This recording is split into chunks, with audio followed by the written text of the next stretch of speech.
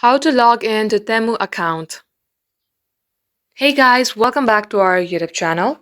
Without any further delay, let us get started. First of all, make sure that you have installed Temu application in your device. If not, head over to your Play Store and here search for Temu. This is the application that you should have in your device. So once you have downloaded your application, tap open. You will see a page like this. Under here, tap on to sign in. Then you can either continue with your Google or Facebook or enter your email address or phone number and tap on continue.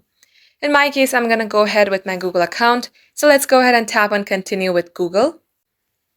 Once done, this is how you can easily continue with your Google account and get logged into your Temu account. If you tap on Use section, you will see a name at the front page.